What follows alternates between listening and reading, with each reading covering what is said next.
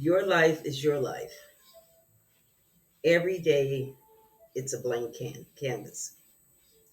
You choose how you paint it, whether conscious, unconscious, subconscious, or by releasing it to everyone or everything else to paint your life on your canvas. I hear these kind of things to come to me when I'm contemplating making a change. Because making a change sometimes can really uh, guilt you into not making a change because there are things that your heart desires and what you want to do and what you feel like doing.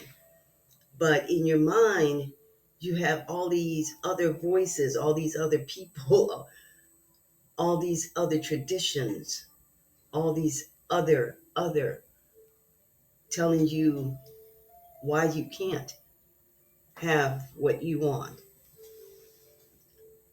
Let's take this upcoming holiday, and there are traditions and things that and paradigms we set up over the years.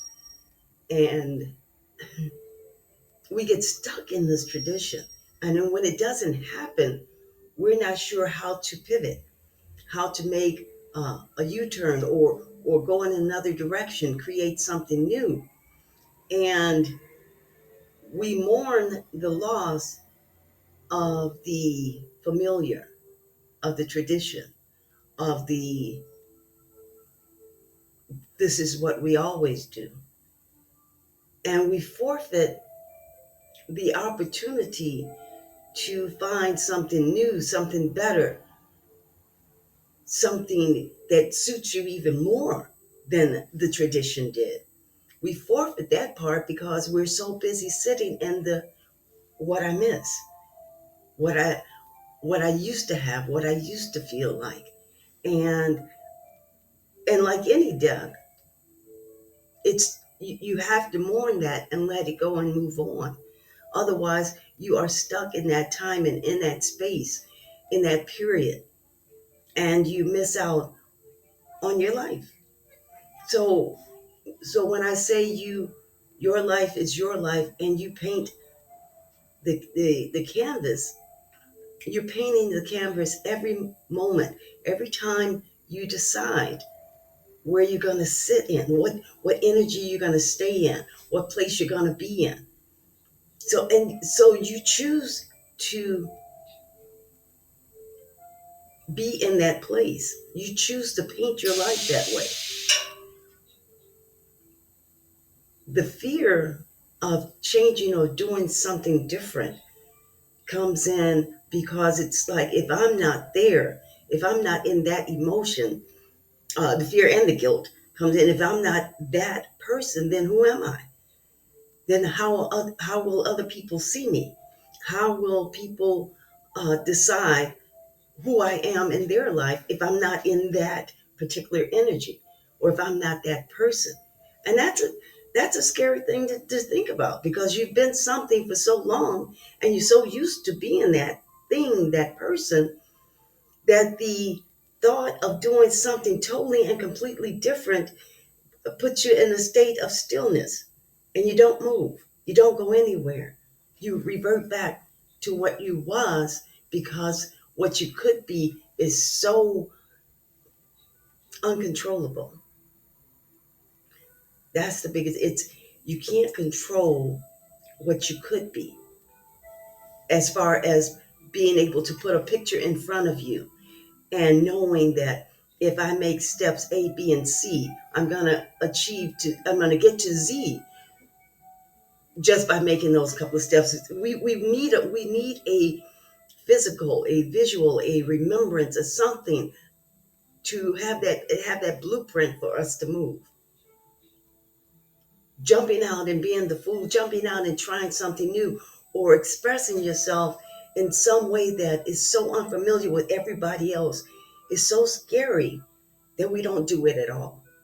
And then we sit around and we think about what our life could have been, or what I wanted to do, what I didn't do, what I used to do. And we live in these energies that don't even, they can't comprehend the bigness of right now, the blank canvas that you have, that you can put anything on, that you can create a whole new world for yourself.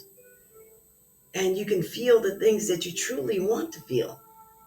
One of the things that I can recall, this is my biggest prayer that I've always had, is that I wanted to know the peace beyond understanding.